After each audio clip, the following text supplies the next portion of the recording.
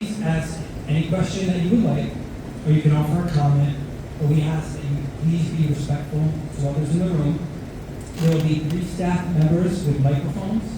They'll stand in the center aisle, and you may line up behind the staff member to give your question. You could please give your name and your town, and then ask your question. You will have 1 minute to do so.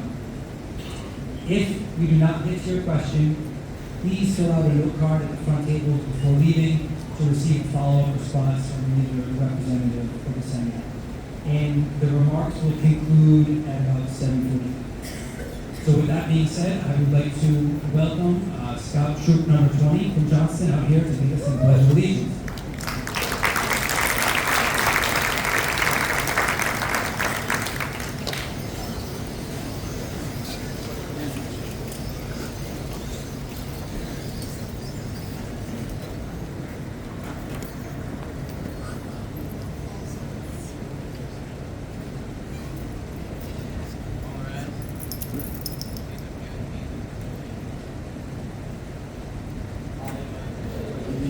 To the flag of the United States of America, and to the republic for which it stands, one nation, under God, indivisible, with liberty and justice for all.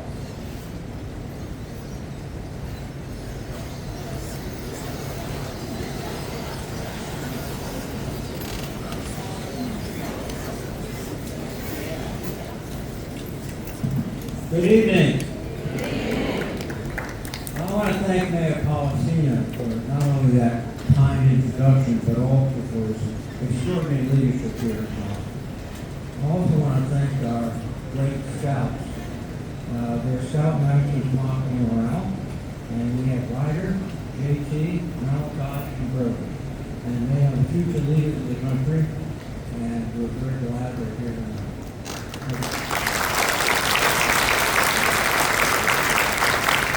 I want to thank and commend my colleague, Seth. Seth is really doing a tremendous job on behalf of the 2nd District and the state of Rhode Island. I'm very proud. But most importantly, I want to thank you who are here tonight. This is the essence of democracy. Citizens coming forward, making their views known to their representatives. And your voice and your concerns are actually critical to us.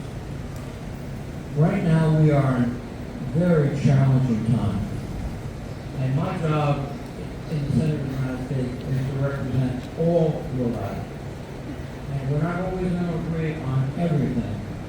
But what is important, though, is that we continue to have an open dialogue based on mutual respect. And I'm sure we will tonight. There's some things that are very clear as I go around Rhode Island. People need lower prices for their groceries and everything else. We need affordable health care. And we need the government to work for us, work for the working class. Now,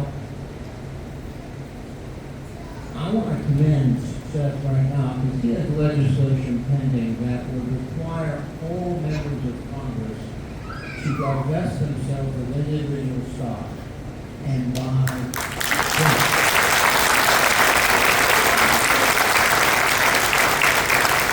Because he should not have even the perception of an advantage over American citizens.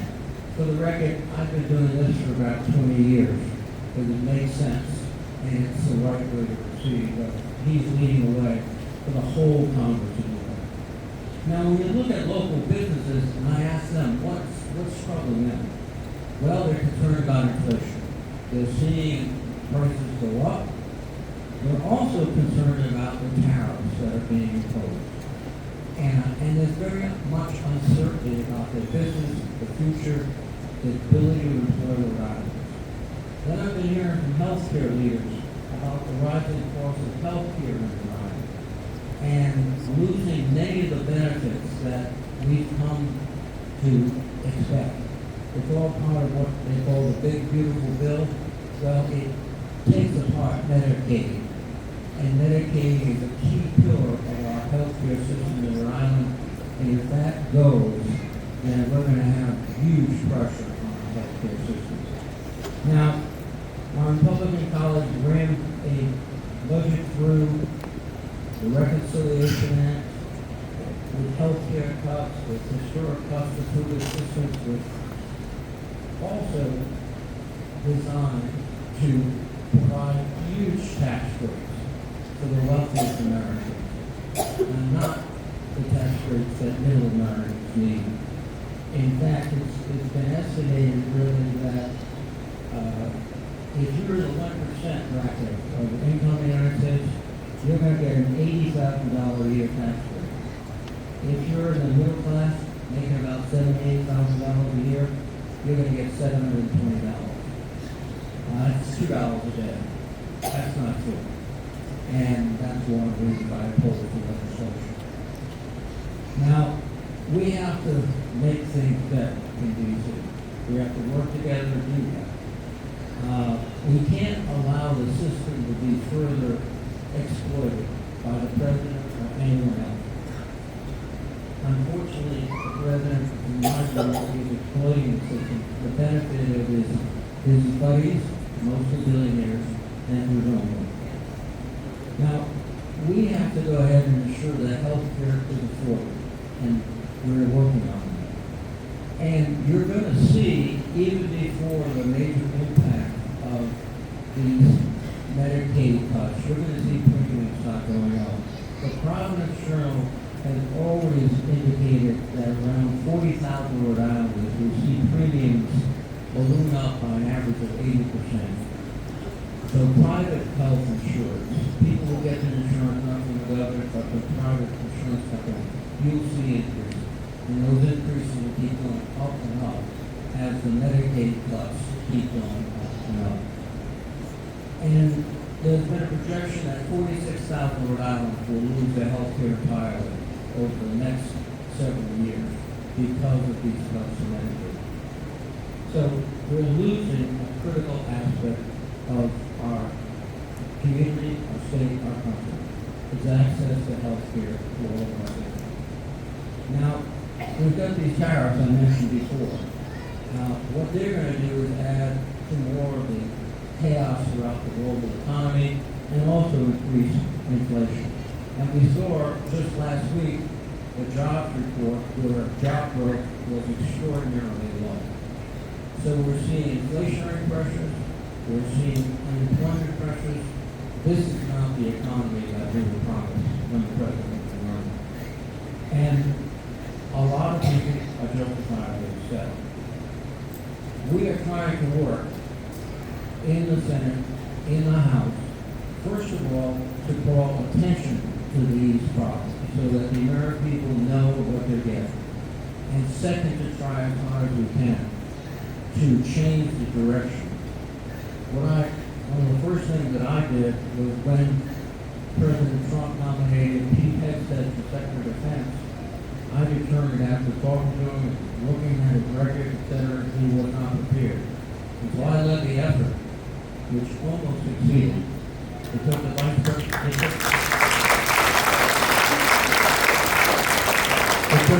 President of the United States to break the tie. The first time or second time that a cabinet official ever had to be voted into office by the Vice President on a tie-breaking vote. Well, we have a lot to do. And I'm very, very glad that one of my partners in doing this is Seth magazine. So, ladies and gentlemen, will you welcome my colleague, Seth? Excuse me, Senator. I'm sorry to interrupt. We will take questions later. We will take questions You later. didn't mention Gaza. While you're speaking,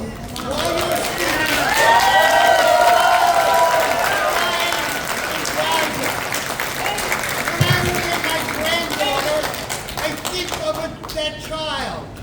This is an unspeakable crime. And we are witnesses to it.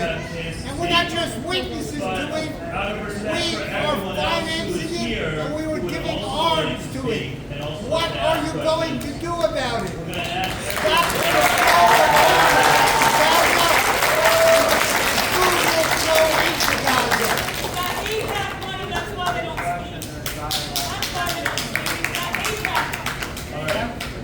Thank you very much, everyone. and everyone will have an opportunity to speak and to ask questions.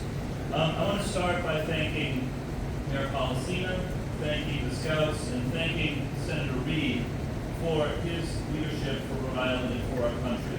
You know, Senator Reed is known, of course, for being the top Democrat on the Armed Services Committee, but he is also the #1 leader in the Congress on affordable housing. He's a leader on the environment. He's a leader on so many issues that matter to Rhode Islanders and Americans. He's a great colleague. And most of all, I want to thank all of you. The fact that you are here tonight means that you care about our country and you care about our democracy because you are participating in it. And I want to thank each of you for that. In these challenging times that we are living in, we need more of this. We need more of people getting engaged, paying attention, and coming not just to listen to their elected officials, but to make their voices heard. And I look forward to getting to that portion of the program. I take the responsibility that you put in me to represent this district very seriously. Whether you voted for me or not, I'm proud to represent you and I'll do my very best. My mission from day one has been to fight for the middle class and those working hard to join it. And the promise that I made from day one was that I will work across the aisle whenever it's good for Rhode Island, but I will also stand up to extremism whenever it is necessary. And I'm aware that this is a very diverse district in many ways, including politically. We're tonight in Johnston, a town that President Trump won by about 20 points.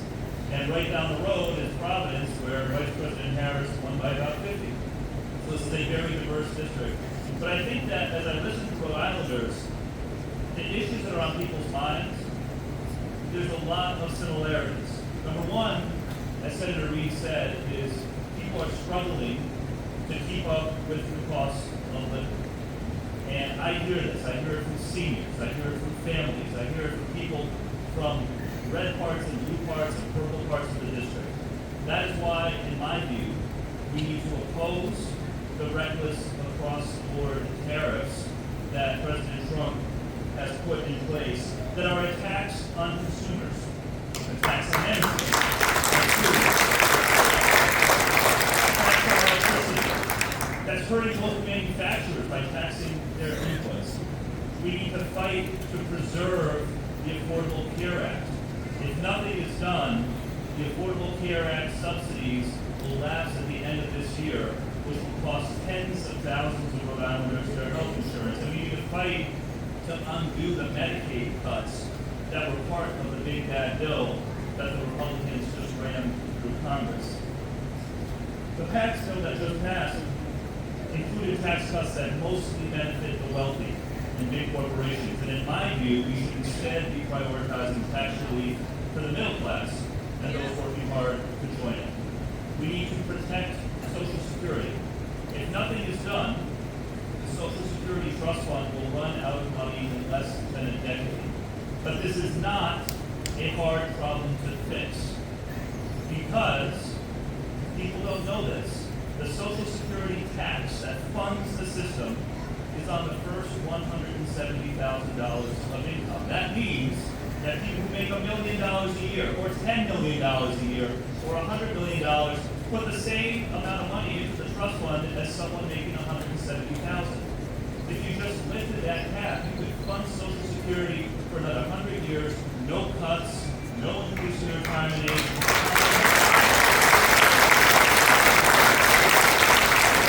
People like to around the district called safe neighborhoods, and that means a lot of different things.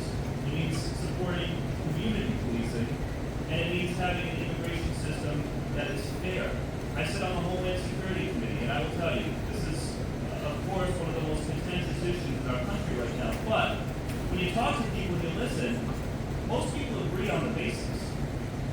People who have committed serious violent acts, who are not in the country legally, do not have the right to be here. However, everyone has a right to due process under the law.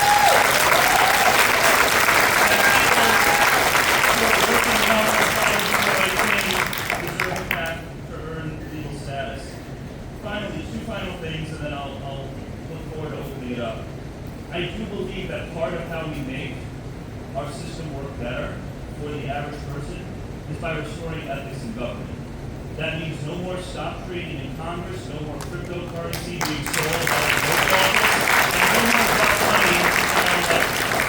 And this is something that our delegation in Rhode Island has been leading on. I'm proud to be the lead sponsor of the largest bill to ban stock trading in Congress, with close to 100 co-sponsors now, bipartisan bill. That's an example of working across the aisle when possible. But I also know that Jack and Sheldon and others have been leading on the need to reform the Supreme Court and the need to call out the corruption in the executive branch as well.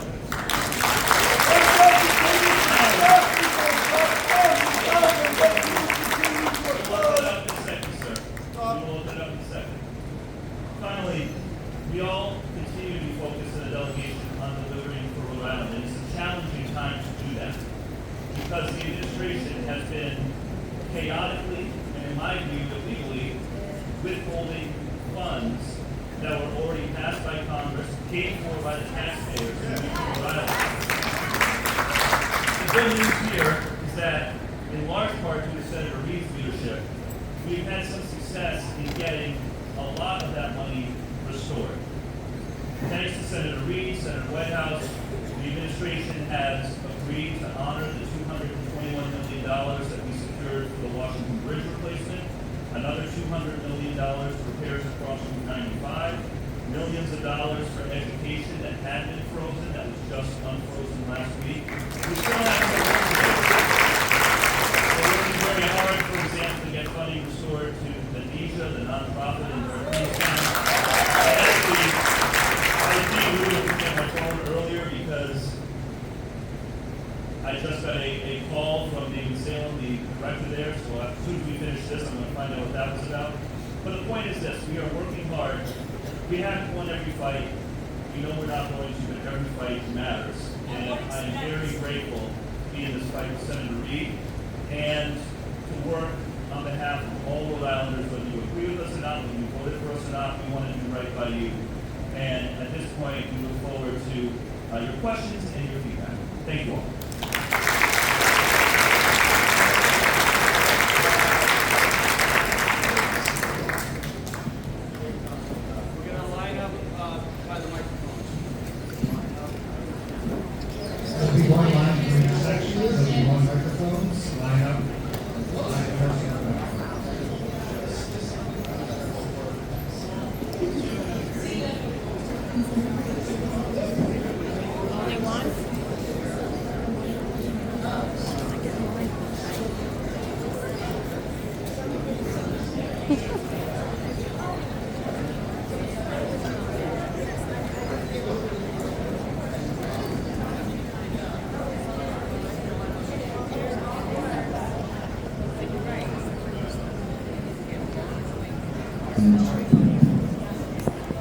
So this is actually not a good place to be because we're going to have those long hours. I know, but I have to be somewhere. So I have to be in front. How about right here? Yes, but this is going to be a bit of a hazard. This right here. Sure. My name is Selena. How are you supporting quality public school and affordable college for Rhode Island students? Well, public schools are critical, and they are underdone right now. Can you hear me? All right, I'll speak. Can you hear me now? All right, thank you. Public schools are critical to our future, and one of the things they've done in the big beautiful bill is incentivize school choice, which essentially takes money away from public schools. What I'd like to do is not only increase support of public schools, but in particular, the construction of new schools and the improvement of old schools. Because one of our problems today is we don't have the facilities to provide the modern teaching that is so necessary. So those are two things that I'm up to.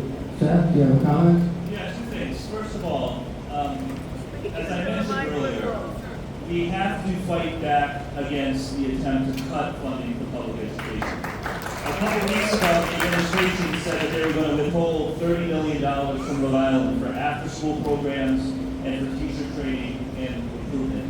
We were thankfully able to get that restored in part by working with some Republicans from states who are also going to be impacted to make a bipartisan push to get that funding restored.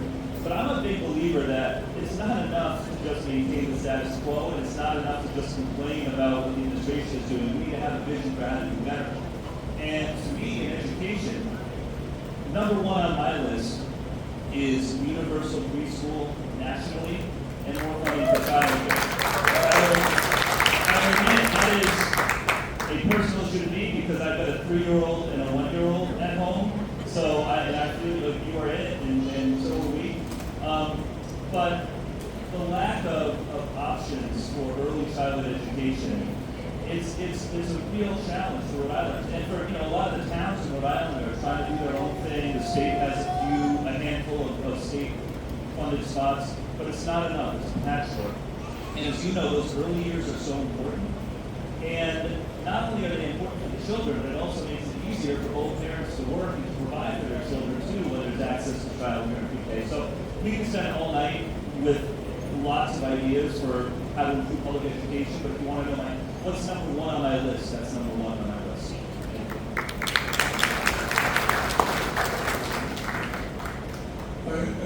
Good evening, Senator and Representative Paul LeBon from Providence. You both know that I do a lot of mission work to Cuba, Guatemala, Mexico. I'm just flabbergasted with what's happening with this whole deportation thing.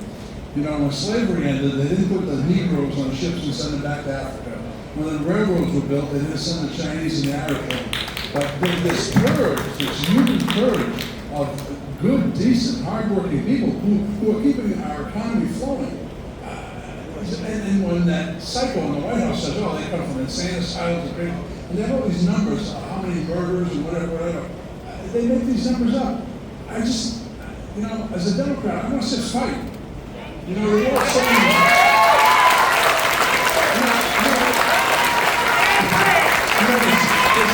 there's a saying, right? You don't take a knife to a gunfight. Well, Chuck Schumer has a butter knife. You guys need to really stop trying.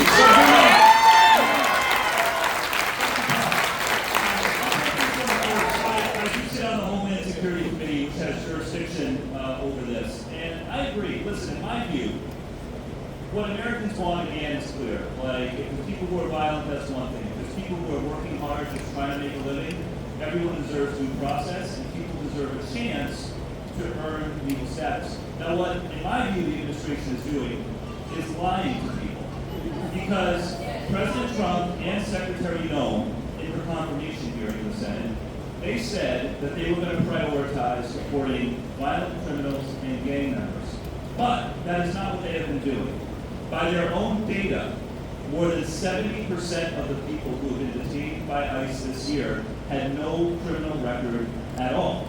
And that includes people who were here with legal status and even U.S. citizens, U.S. citizen children who have been deported against the wishes of their parents. It is horrific. And so there's a few things. Number one, I think there's three things generally that we are trying to do. The toughest one is legislative, because obviously the Republicans are the majority and they do not have an interest right now in comprehensive immigration reform. But every opportunity that we have, we are trying to put in amendments, we are trying to force votes to make them own what is happening. That's the weakest of our options because we're in the minority, but we're doing it. Number two is the legal route. And there are, as you know, numerous lawsuits that have been filed, and so far the courts are mostly ruling on the side of the advocates, but that's also in process. But I feel that the strongest thing that we can do, and the most important thing that we can do, is win the court of public opinion and elevate the stories of the people who are being impacted and push back against this narrative that they're going against, quote, the worst of the worst. And that's not actually what they're doing. So how are we doing that? Well, any chance I get in Washington on the committee, we are elevating the stories of people like Andrew Hernandez-Romero. Andrew Romero, for those of you who don't know, he is a makeup artist from Venezuela who, importantly, tried to come to the country legally. He did not cross the border. He presented himself at a port of entry outside San Diego, tried to apply for asylum the legal way, and was put on one of those planes to El Salvador and locked in that torture prison for 4 months, having no criminal record, either in the United States or in any other country, or even entering the country illegally. Elevating stories like this. Elevating stories like the 4-year-old U.S. citizen with cancer in Louisiana, who was deported against the wishes of her parents. And in fact, the parents were not given access to legal counsel, which they are legally entitled to before that child was deported. We've been holding press conferences, we've been speaking with reporters. I organized something called a shadow hearing. So, and I'll turn it over to Seth. Interesting thing, yeah. But the point is, you have to shift public opinion when you're in the minority, so that we can win the midterms, and so that we can put pressure on the administration to change what they're doing.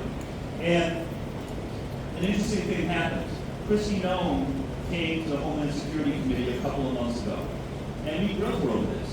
And I asked her about that U.S. citizen child, and I asked her about Andrew Romero, and all of us on the Democratic side at least asked her these questions. And after that, the Republicans stopped having hearings. So we started having our own shadow hearings and inviting some of these people, inviting their family members. We had one right before the August race started that I organized, where we brought in a U.S. Marine whose father had no criminal record. He was a landscaper out in California. You may have seen the footage. He was tackled in the street. This is a man who had been here for 30 years, never had any criminal offenses, had 3 sons who were all U.S. Marines. So we elevated these stories to shift public opinion so that we can put pressure on the administration to hopefully change their act. And if they don't, then we'll make them pay for it in the midterms. Because at the end of the day, we will have the most leverage if we get back in the majority so that we can actually do something about it, so we can block some of these funding bills, so that we can put requirements on, the requirements saying that ICE agents have to identify themselves with badge numbers and names and not wear masks, just like everyone else in law enforcement. You can put things like that in legislation if we're in the majority, but it starts by making sure we win the majority, which requires shifting public opinion on this and on other issues as well. And I know I've gone on a while, but as you can tell, I'm very deep into this, and I care a lot about it, but I'll turn it over to the Senate. Just quick remarks. First, I don't think the courts, particularly the Supreme Courts, are being as aggressive as they can to root out the violations of the Constitution and the law that are taking place today. Due process is a fundamental right of any person in the United States. And this nighttime raids en masse completely contradicts our principles of law enforcement. The second is that Seth is right. We have to shine a light on what they're doing. When you talk about, as he mentioned, a landscaper in California who's been here 30 years, working probably 6 days a week, sending his 3 sons to the United States Marine Corps, there aren't many families in this country that were born here that sent 3 kids to the U.S. Marine Corps, and yet he was chased down, injured while being arrested. That's, when people hear that, they understand this is not right. And we're seeing it reflected in the numbers. Trump ran on, I'm going to close the borders, I'm going to get rid of all those crooks. The majority of Americans now object to his immigration program. Yes. That is because we've been out there talking about it, pointing out that it's wrong, that it conflicts with American values, and we can't keep it up. And that's something I think that will help us tremendously.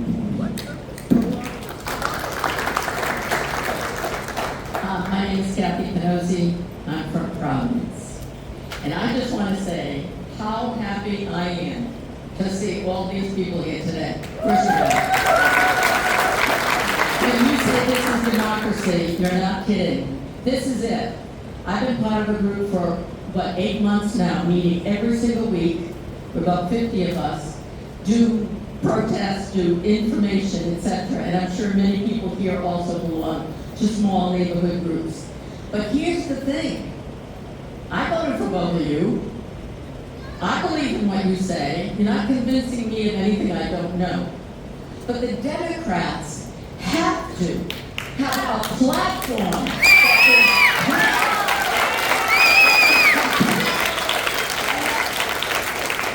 no more fighting back against them. Because it doesn't do any good. You're not going to win. But you will lose people in that 2026 election if it isn't clear to everybody exactly what you're going to do on economics, what you're going to do for jobs, what you're going to do for education, healthcare, name it. But please, and I have to say, this is not just me talking, this is the 50 people that I've been meeting with on Zoom every Sunday night from 7 to 8. Okay? That's the thing that they're worried about. And what the first man said, stop Gaza! Stop it!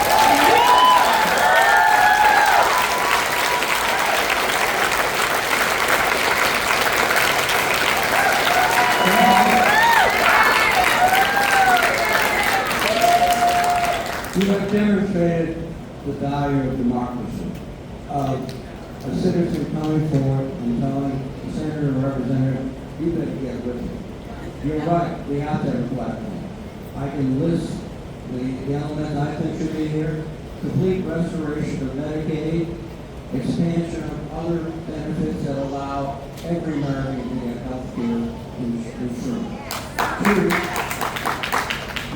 Two, But you've got to get all of the Democrats together. I understand what you believe, and I'm sorry to do this. I understand. I trust what you are saying. But you're both Democrats, and you're both, well, educated in what kind of social safety nets we need. But what are you doing? What do we need to do in this state for the Democrats in this state to move forward on a platform? It's got to come from every state. I know that. And what we're doing is we are trying to engage and get your advice. You know, we're not saying, oh, you know, we're here today to listen to you, to get your advice. And you're right. We're not organized yet for the 26th election. But if you want to know what we should do, what I think, healthcare and many other things. So, please. And I think you're right. And we have to come up with a clear set of ideas, much different than the Republicans, that resonate with the American people. But right now, I think we have to go ahead and burst Mr. Trump's bubble. That he's talking about all the great things he's done, etc. And we're out there every day telling no. You know, those tax cuts, $80,000 you can make in 1% of the top income. $720 you can make in $78,000 a year. When people hear that, they say, well, that's not right. And the more people that say that's not right are going to look for Democratic solutions. So that's it. I think first of all, I love this question because I agree with you. And, well, let me say, I do think it's, as Jack said, it's important that we continue to fight back against the abuses from the administration. But I also agree with you that that is not enough. We are not going to be successful next year if we're just presenting ourselves as the anti-Trump party, right? We need a proactive policy agenda where we can argue that we're going to make people's lives better on costs, on healthcare, on education, on ethics. And in fact, the very last meeting that I had before the Republicans shut us down for August and sent us home was with Leader Jeffries in the House, a one-on-one meeting where we had an exact conversation. And he committed to me, and I don't think I'm making use of it, he committed to me that he has a goal of releasing a comprehensive policy agenda for House Democrats around the end of the year. And the reason it'll take a couple months is because we have to do this. We all have to go home to our districts, get feedback, generate ideas, and then come back together and hash out what the platform looks like. But to me, the high level thing is it has to include lowering costs on food, electricity, everyday goods, because that's still the thing that we hear the most from people. It's got to include a plank on healthcare. It's got to include a plank on actually restoring ethics. And again, not to keep harping on it, the reason that I think stock trading is so important is because it's not enough for us to point the finger at the White House and say, oh, they're corrupt. We have to show that we're willing to clean up our own house as well. And so, I agree with you. But, but it's only going to be genuine and it's only going to work if it's not a top-down process. It starts in rooms like this so that we can go back in the fall, put our heads together, and then when we head into election season next year, we'll have something to present to the American people. So I think you're totally right.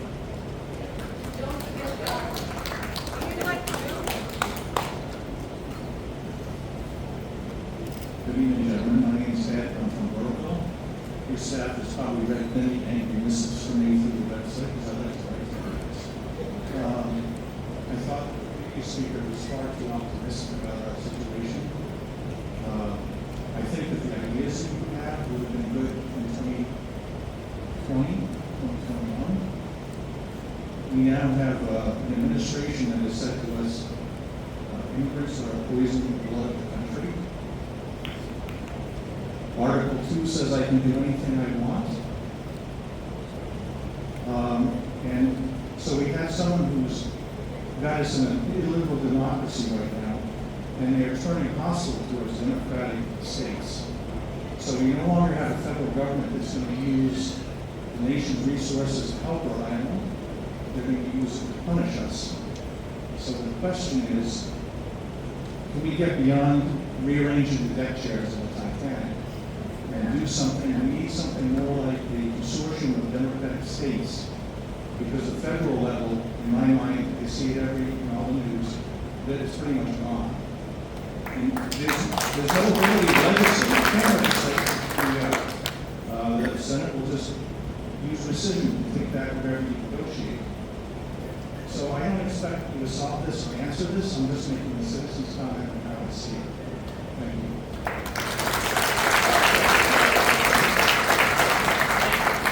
I'll just offer, I share your concern about the state of our democracy. I do believe that the president is in an illegal and unprecedented way arguing that he has unlimited power.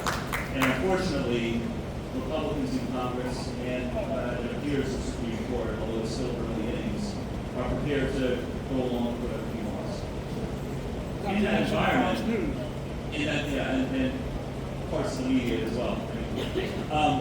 In that environment, I think there's only two things we can do. One is fight for every inch, as we are in the House and the Senate and the Court of Public Opinion. But the second is win elections.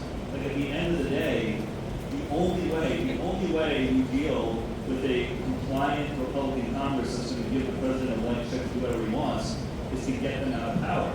And that means picking up at least 3 seats in the House and at least four in the Senate. And that means having a proactive policy agenda, it means organizing, it means showing them things like this. But at the end of the day, if the checks and balances are eroding, the only answer is to go back to the people and present something better. Well, I will reiterate what I said before.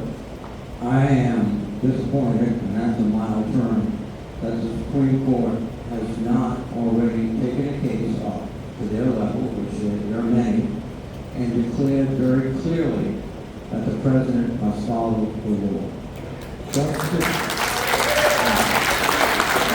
Just today, the General Accounting Office declared that the hold on the NIH funds was illegal. But the General Accounting Office is not the Supreme Court. But if they just follow that logic, which is overwhelming to me, then the court, I think, very rapidly should choose a case and make a decision and put the president back in Article 2 land, not destroying the Constitution. So that's what I think we should do. Good afternoon, Senator Reed, and good afternoon, Mr. Messina. I'm from the Mexican community working in Rhode, and thank you for this time for reminding me.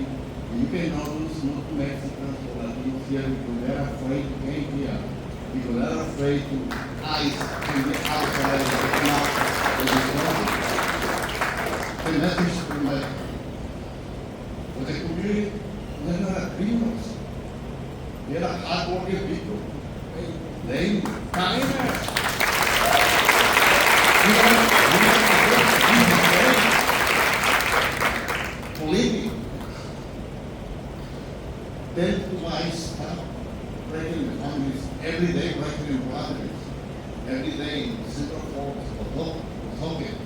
even my neighbor. Why here, I don't know why here in this house. Please tell them, knock it off. We are not criminals. Please, we are alone. Nobody's looking for us. Please, please, we like to help the community. We're working so hard to be much better. Like I said, I'm sorry with not too many Latinos here, because that again, we are afraid of the police officers, even they try to be so good today, because they are the best police officers. We are afraid. And thank you for this opportunity, thank you for the town of Johnston to allow me to express myself. Well, thank you for expressing yourself.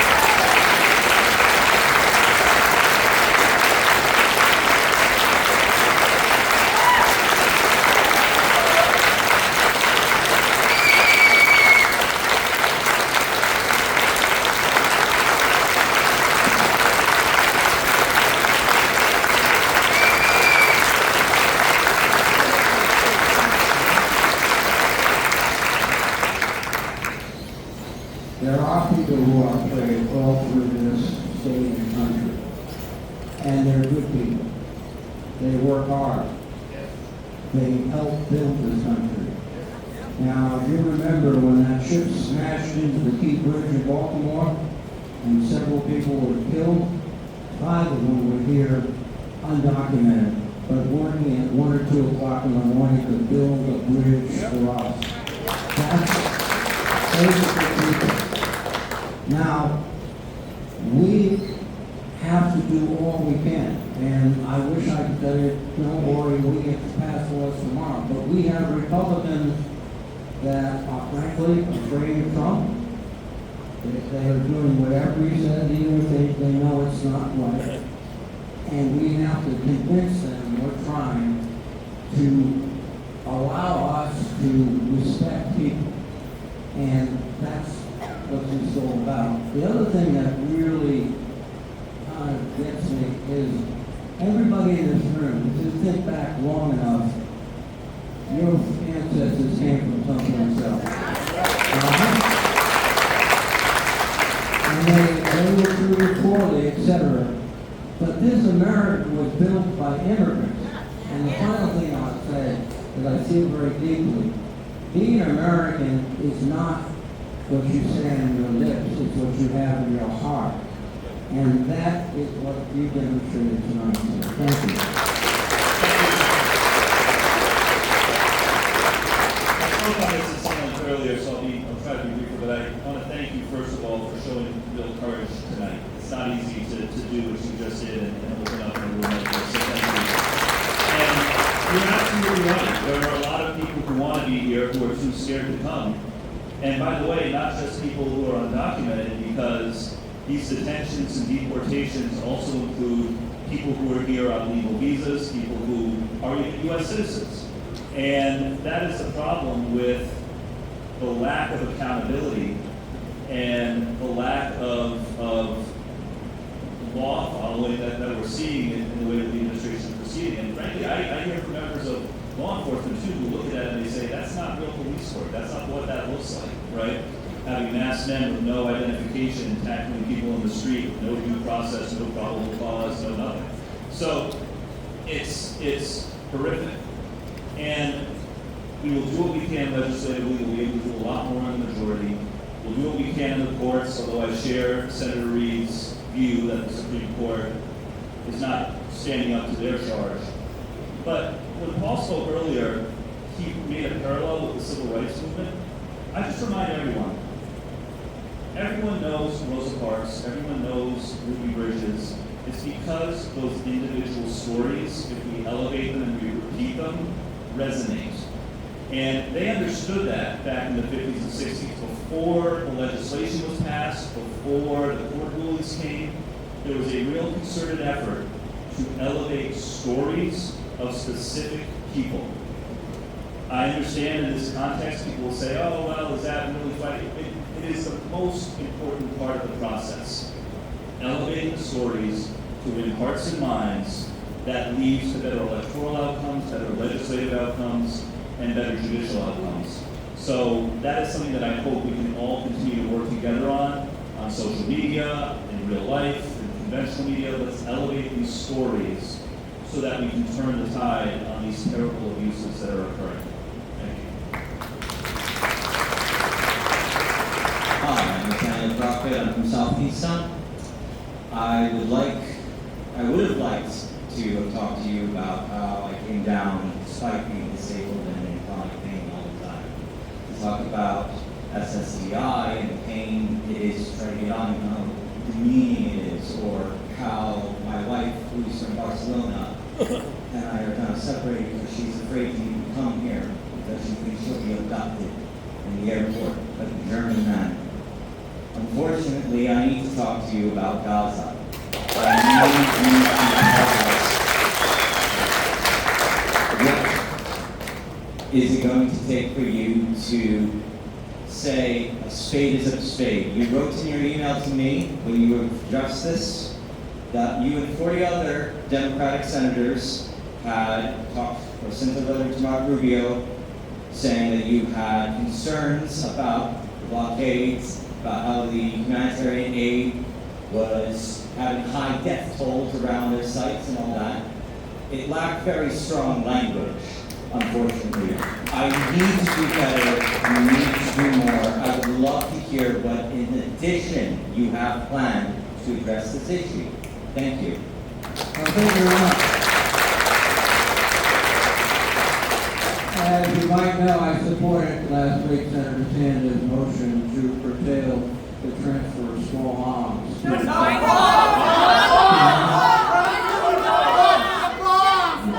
me just tell you, the enemy, the situation in Gaza is such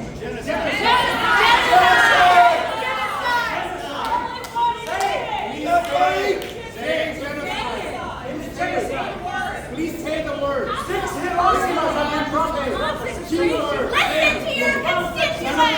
I dare you to say, this is not a hard word. People are dying as we speak. You say this word.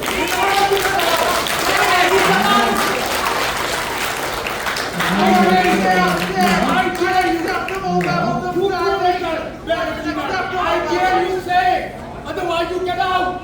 Ladies and gentlemen, will you give us a chance to speak and respond? We want to hear from you. That's why we're here. We have a lot of colleagues across the country who aren't having town halls. They don't want to hear from their constituents. We do. And so, let's give us the opportunity. We will, if you give us the opportunity. No, frankly, we have to talk serious about that, and that's not going back and forth here. Just for the record, last week, Senator Sanders had a motion that would stop the transfer of small arms. Those are the weapons that are being used in What about the bombs? Those are the weapons that are being used in Gaza. And send, I hope, a strong signal to the Israeli government that they have to change dramatically what they're doing. You might not be aware of this, but over a year ago, on the floor of the Senate, I called for the removal of Bibi Netanyahu as Prime Minister of Israel. A long time before the developments we're talking about today happened, because I knew he was taking Israel on a course that would not only be destructive to the Palestinian people, but also would impair the city of Israel. That was my view. I made it public. So it's clear that I have real criticism of what the Israeli government is doing. What is happening now is that they are failing. overseas bombs. $30 billion that we can use here. We sent to Israel. Why? Just the last half a million. Day one, they told you we're going to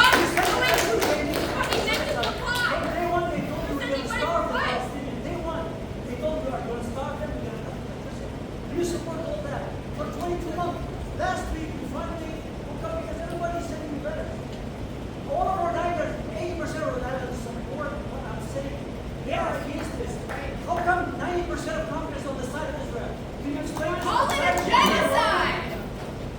This evening is going to progress more appropriately and more There's a fortunately. genocide going on. Genocide. That we're funding. We're arguing. It's taking off. That you support it. Excuse me. I have been involved in the Middle East for many, many years.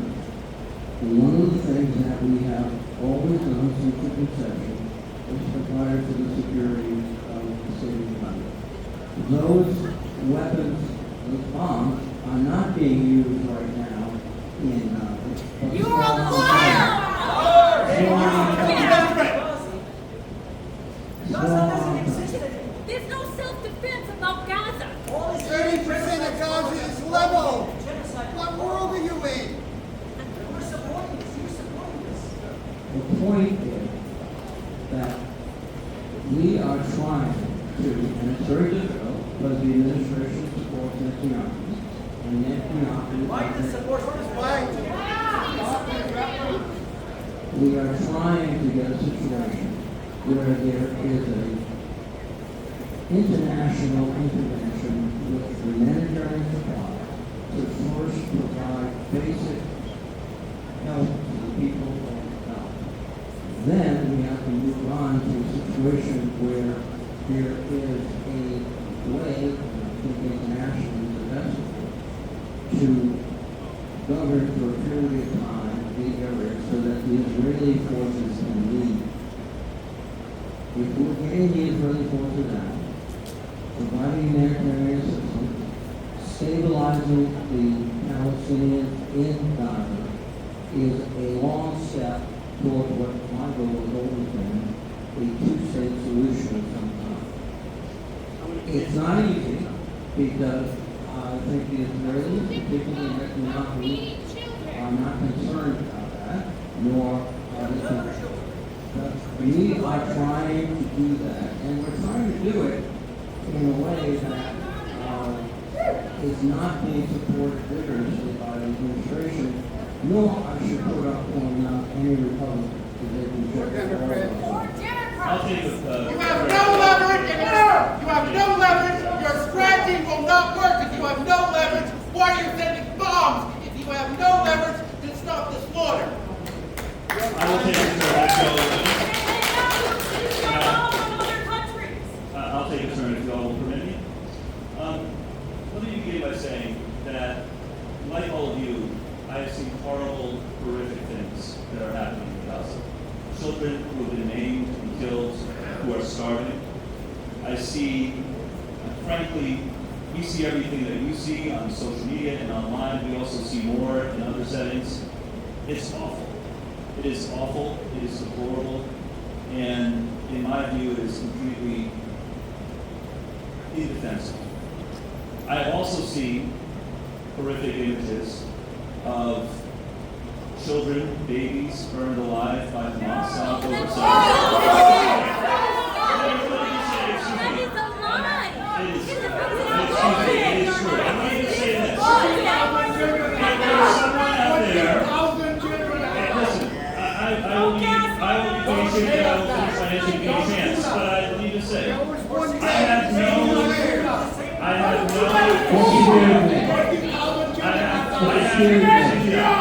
have no, let me just say this, and I'm going to be very blunt about this.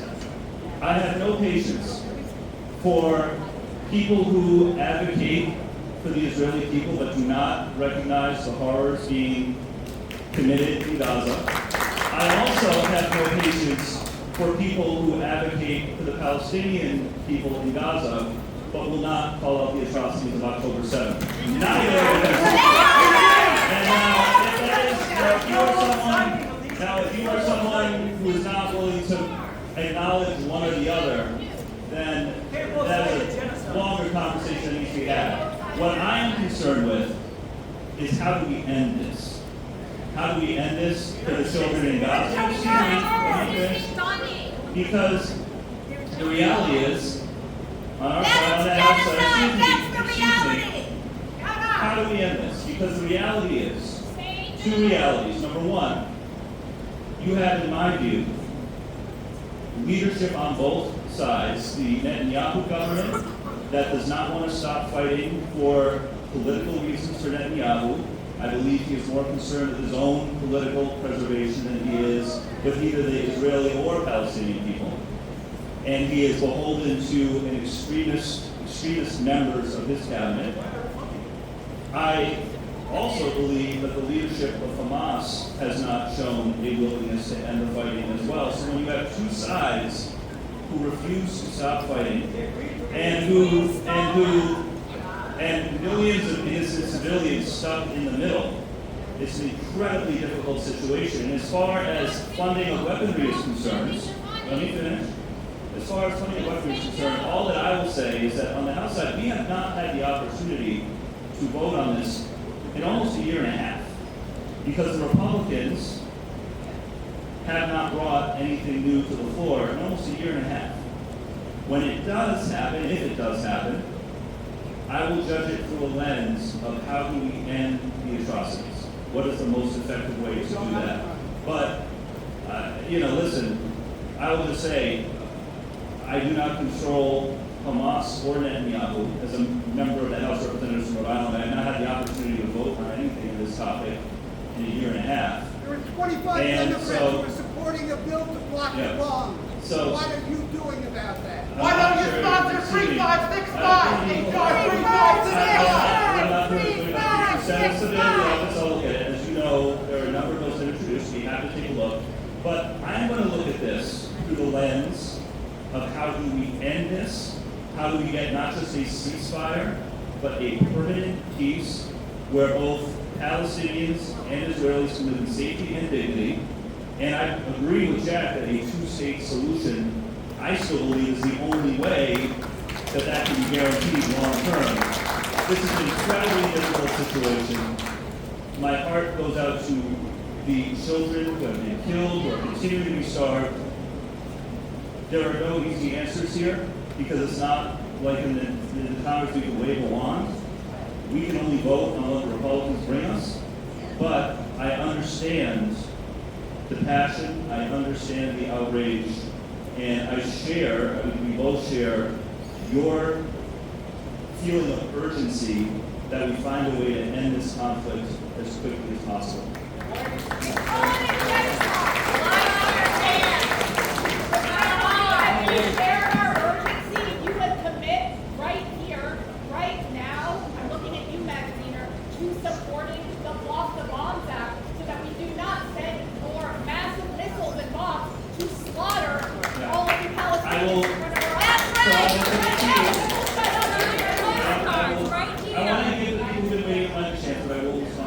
But after this, we have to go in order to the fair thing here. I'm not familiar with what you're talking about. I commit to you. If only 25 people sign on, then I don't know how long it's been in the House. I'll take a look tomorrow. I make a practice of not agreeing to sign on any bill until we've actually read it, but I will commit to you that we will look at it this week. And now we need to go in order for fairness and people waiting. And I suspect that there are others waiting in line who have questions and comments on the same topic. I appreciate that. I think that now having taken a look at it tells me that it's not a priority. Let Gaza live! I agree with you, and I'm from West Greenwich, and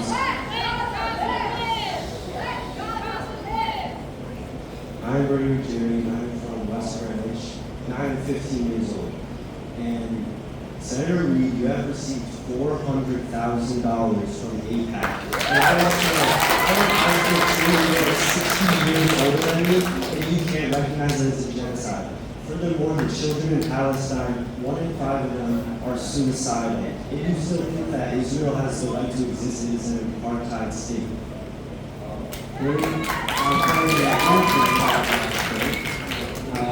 and my vote against the supply for arms was, and I've also been endorsed by Bishop, which is a very difficult I think we have a situation where, as Seth has described, we have to stop working hard, and this administration is not going to do so. Can't hear you. peaceful settlement in Gaza, the first thing we have to do, most critical, is to get in a reliable, sustainable food supply system so that people can get access to food, and also to provide medical care so people can get access to medical care, and also, as I said before, to begin to internationally govern the area so that Israeli forces can withdraw, so we will not have these confrontations. That is the policy that has to be pursued. The other aspect I think sometimes people don't understand is that we have assisted the Israelis in terms of their ongoing battle with the Iranians. That's where most of the aviation material goes, not to Gaza. So we are in a very awkward and difficult situation in the Middle East. And there's no easy solution, but to begin to send a strong signal, and this was the first time the majority of Democrats voted to restrict the sale of any type of weapon to Israel, is a step in the right direction.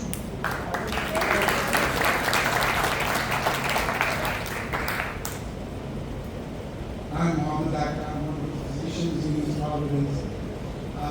With due respect to both of you guys, this gentleman, I'm very disappointed with the work. Gaza has been on our minds. I belong to the War Coalition. Day in, day out, 2 years have gone by, and you guys have done nothing. We have pleaded, we have protested, we have begged. You guys have not listened to us. So I'm just curious, what are you waiting for? There are people dying as we speak. There are 20,000 children killed. Nobody is ignoring what Hamas did to Israel. Nobody is saying that. We are against that too, but we are also against genocide in Palestine, and as it's happening right now. And then I think maybe partly because we got both on the payroll of APEC. Senator Reid has taken $400,000. Mr. Magdalena, you have taken more than $100,000 from APEC. Stop taking money from these foreign people.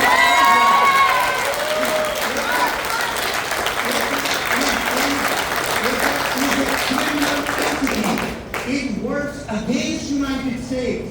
It's a lobby organization. It spies on our industry. It takes our stuff and remake it and sell it, stealing our secrets, economic secrets.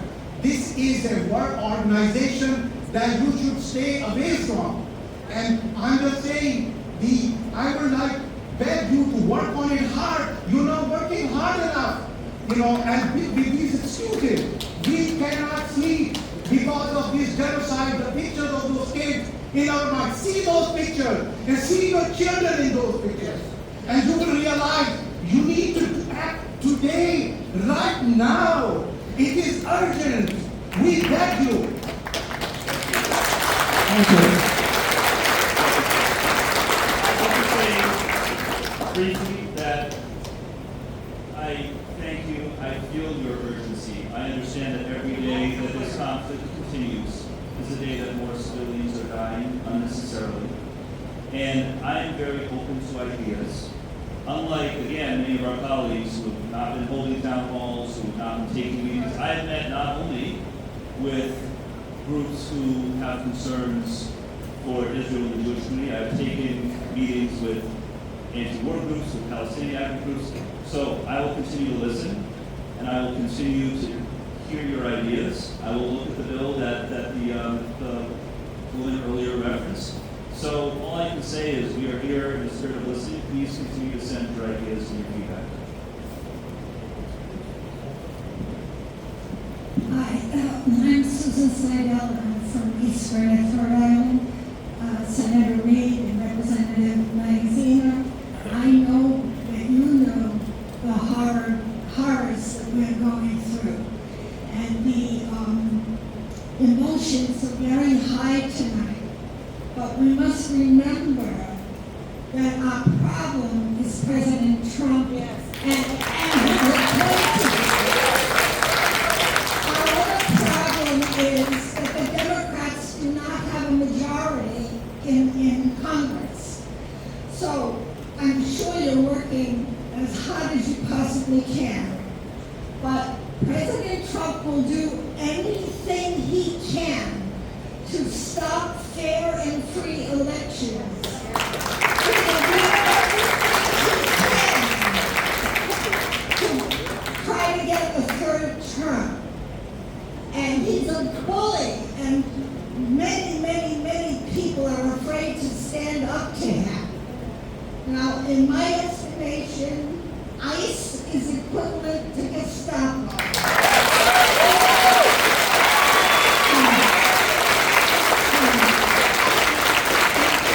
President Trump's playbook is Mein Kampf. And he wants to be an authoritarian. He wants to be a dictator. We must get him out of office. I'm not quite sure how we do that. And when the midterm elections come, we must get Democrats in the majority.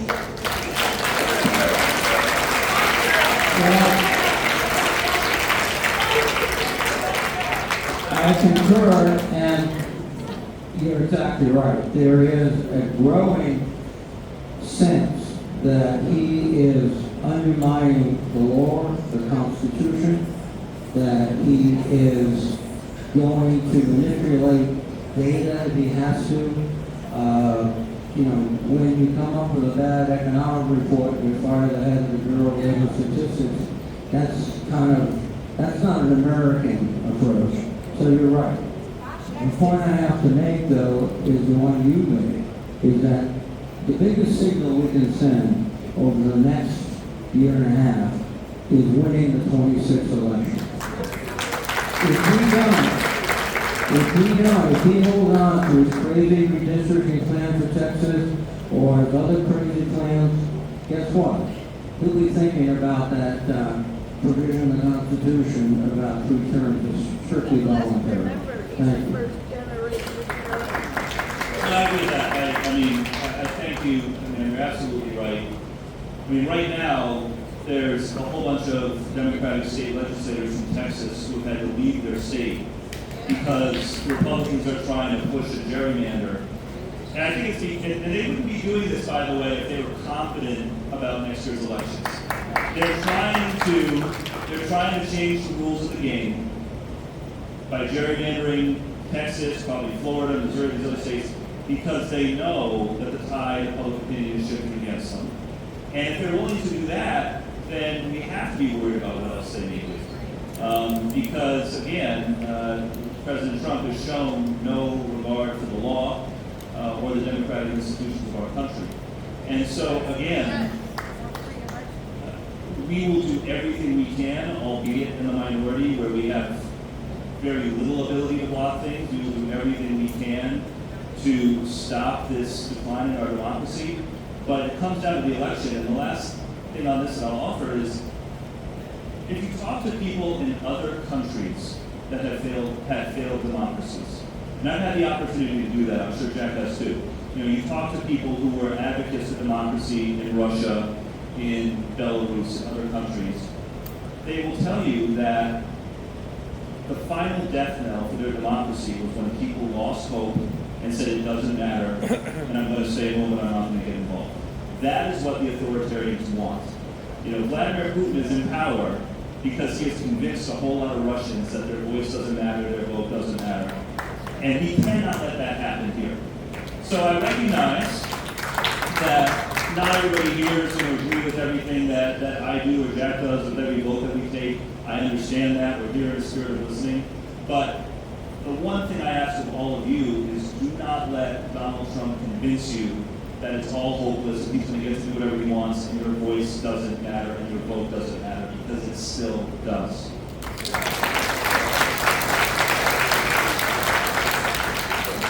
Hi, I'm Zain Nadam.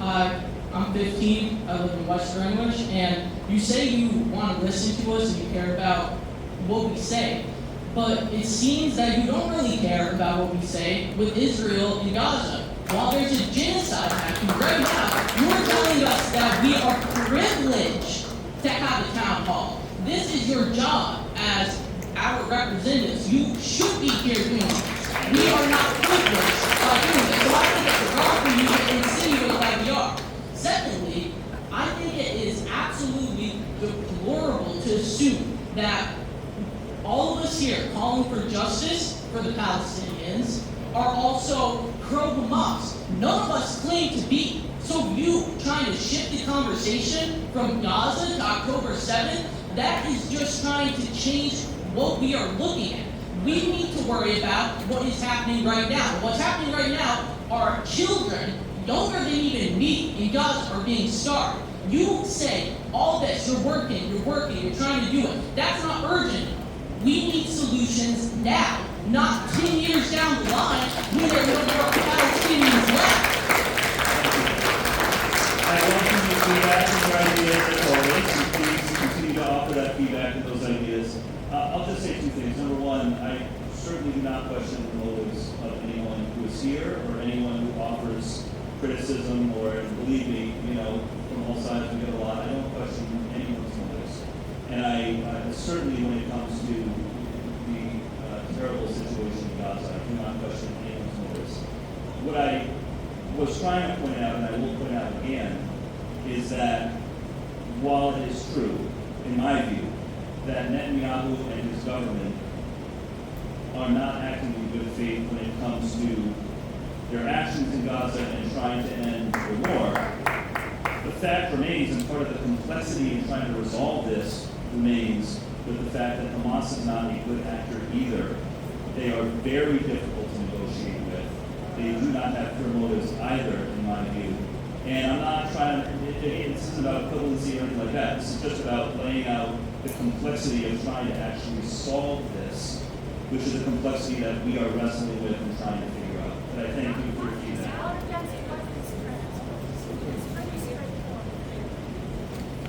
Hi, my name is Jackie. I live in Providence, and I'm a Jewish constituent. And I'm echoing the calls of the people here for you both to take action to stop the genocide in Gaza. If you're saying you want action points, you have them. You can stop arming Israel. $17 billion of weapons and other funding have gone to them in the last 2 years. That is money that can solve homelessness, food insecurity, Medicaid cuts. This is the money that can do the things that you say you're advocating for.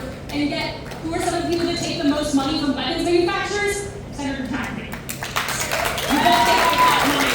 These are things that we can actually commit to stop. I appreciate that you supported the joint resolution of disapproval around the small arms. I appreciate that you made a statement, but that is not enough. We've been calling for an end to this genocide for almost 2 years, and it is time that we stop arming Israel.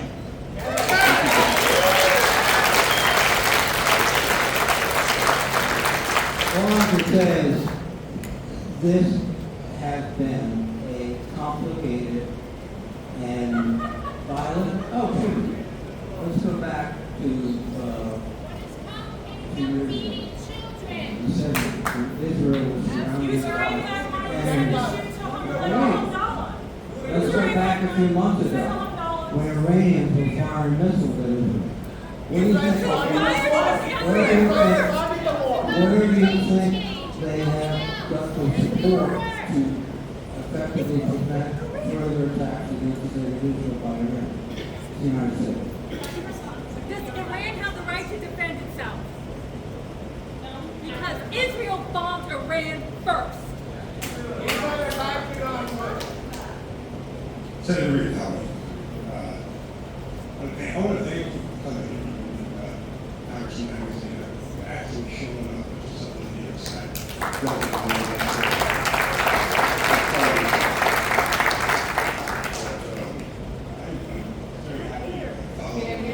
I'm very, well, you hold on, like, what are you going to say? We're going to get real close, real close. I'm happy to follow some of these. Closer. Because, can I get some? Listen, A couple of years ago, I was down Poor People's Campaign, we went to visit you, you opened your doors to us, you were fantastic, you were welcoming, you never rushed us, you gave us all the time we needed. We appreciate that, you signed a resolution, against poverty, that was, there was something along, so I know your heart's there. 38 years I've been in the union, you know me. I've been a union guy, you've been around all that time, and you always supported this corner. I'm so happy to let me follow somebody that can tell me. Because I know you're out there in terms of like, how many votes you can actually bring in, which you possibly do, what the nuances are, what you're dealing with on that amoral zombie that's up there on that other side of the aisle. Believe me, it doesn't go past it, that there is an effort, and that we have to do is insurmountable. I wanted to talk about something a little bit more grassroots. I actually wanted to talk to you about Medicare Advantage, and how that system is just, who's in here remember, I Senator Rick Scott from Florida, because we were supposed to be negotiating pharmacy prices, and it seems like all my tiers have switched around. You gotta get closer. Give me a question. All the tiers were switched around in the Medicare Advantage programs. In other words, what was like, when I was paying $0 and $5 copay last year, it was all up to maybe about $45 to $40 this year. In other words, it's a bait and switch with it. That's why I just wanted to bring that to your awareness. I'm trying to get this in all in a minute. Congressman Magazine, the Social Security, they opened up. I'm not understanding that because here's what I know. You make over $170,000 a day, you might net a few people, but it's not going to be enough to fund the entire Social Security program. The reason being is, you know that the wealthy, they don't pay themselves with cash. They don't pay themselves with, they take a stock buybacks, they grab loans for themselves, and they're going to write off again. So that's not going to grab all that. But a bigger concern for me than that is the AI issue. Because now we get another labor problem. Because cognitive labor is going to disappear on the AI if you're not careful how that's regulated. It's going to take people's brain jobs away. And everybody else here that's interested in Gaza, so am I. Right? As a person of color, I believe every day when I stand in Gaza. But I got Gaza, I got Ukraine, I got Darfur, I got Sudan. They're all having the same problems. If anybody takes this guy out of office, Jack Reed is probably one of the most influential, respected people on that hill. And they've been going out there for 38 years. You know what? Let me ask you this. Who are you going to replace him with? Because as far as I know, there's nobody that commands the respect that Jack Reed does. Thank you. I'm going to go very quick because I want to make sure that we use whatever time we have left efficiently for people here. So, you mentioned Medicare Advantage. This is actually a hugely important issue, especially in Rhode Island, because as you know, a whole bunch of people on one of the Medicare Advantage plans just got dropped from Brown University Health, or the plan dropped Brown, you know what I mean? We need real oversight of these Medicare Advantage plans. It is hugely important. These plans are not going away. They're very popular. People are opting into them. You're not going to be able to eliminate them, in my view, as some have proposed, because people are choosing them, and Rhode Island actually has one of the highest uptake rates for Medicare Advantage. But there needs to be tougher guardrails and more transparency, because I'm concerned that these insurance companies, in Medicare Advantage in particular, are keeping too much to themselves, are upcoding, are overcharging the system, are not delivering enough funding to care, and we need to tighten the screws there. And I'll just say again, sir, on the Social Security thing, you're absolutely right. The bill that I support to raise the cap on the tax for Social Security would actually also include above a certain level investment income as well, because these executives, these CEOs are mostly paying themselves in stock and not in traditional salaries. So, and you're also right that Jack Reed does a phenomenal job in my view. So I agree with everything you said. Thanks.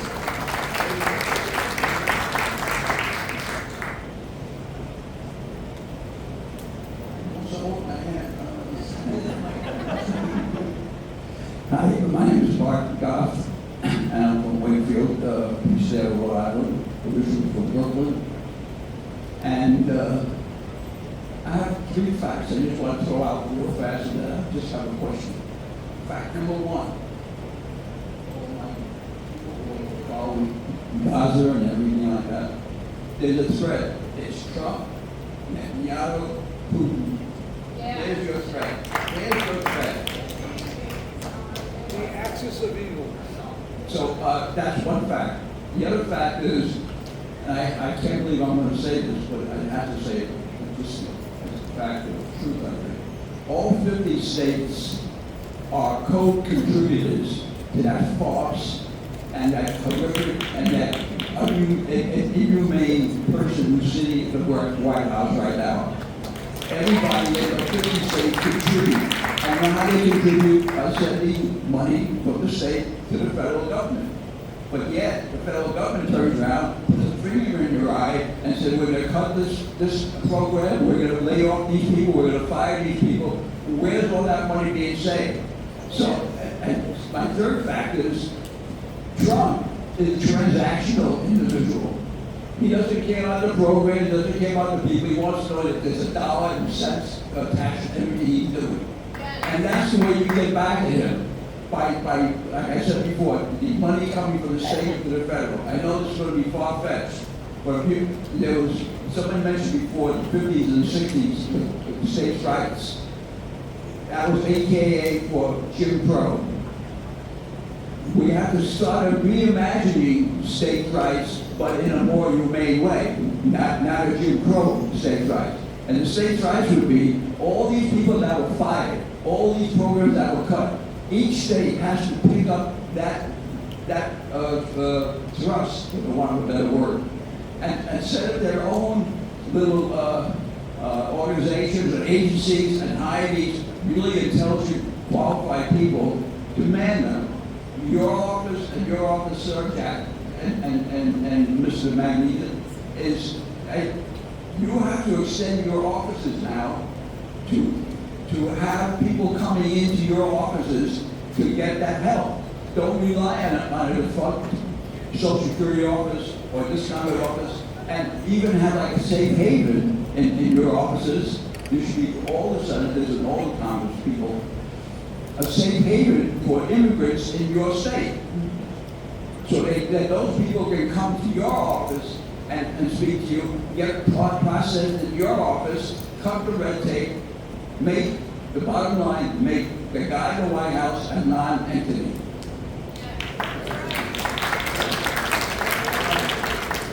Thank you. There was a lot in that question, but I'll just respond to the last part. But I thank you for the comments and the feedback.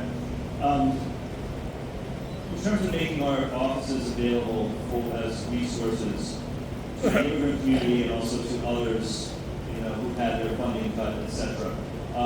We do have both of our offices very robust constituent affairs staff that are trained to advocate for people who are having a hard time with federal agencies. To advocate, and it can be anything from if your Social Security amount isn't the right amount, or you don't know where your refund check is, or you need a passport. But increasingly, as you can imagine, under this administration, that sort of routine work has gotten much more difficult and much more complicated, particularly when it comes to immigration casework. And we do have some very experienced immigration caseworkers in our offices who can help not only individuals, but families of individuals who have been caught up in all of this stuff with ICE and with USCIS, who can advocate, who can ask questions, who can try to get answers. We've been doing dozens of these a day. I will caution, it is not a replacement for having a lawyer, because our caseworkers are not attorneys, but they are very good at getting federal agencies, even under the Trump administration, to answer our questions, to pick up the phone, to try to get information to people who have been caught up. And then also, while we are not social service organizations, we can direct people to social service organizations around the state, and that's a big part of our casework as well. It's always been part of what we do, but obviously in the last 6 months that work has ramped up and is even more important now. The agencies, it depends on the case. It can be Yorkist, it can be United Way. I think the easiest thing to say is you can call either one of our offices. We have very talented immigration assistants. My assistant has been with me 15 or so years. I think she knows more than a lot of people up in Boston at the regional office. But call, and they will put you in touch with the right people. Or give that advice to your friend. And thank you. All the way from Brooklyn. Thank you very much.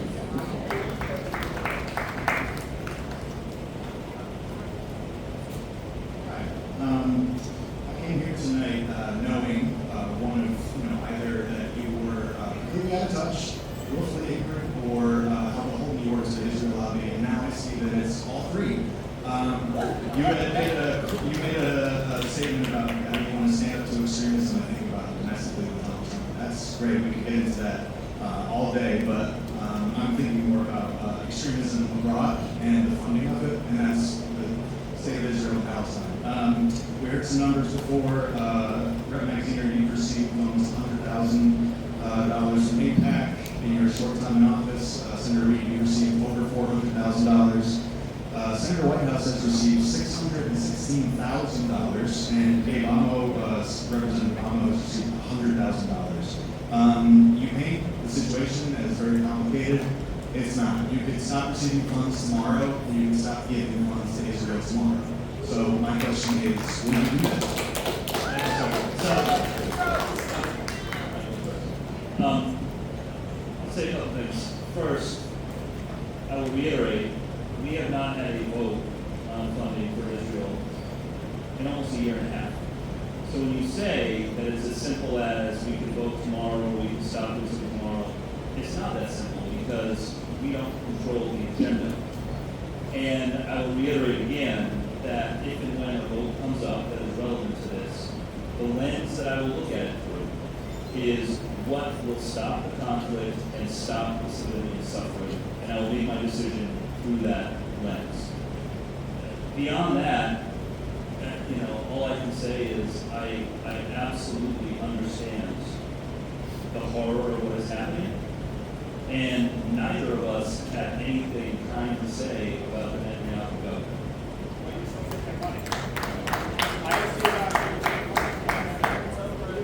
Yeah, so look, I will say this. When people contribute to us online or anywhere else, we don't want to check on every single individual and what their views are. But what I would support is a ban on all PAC money in our elections. Not just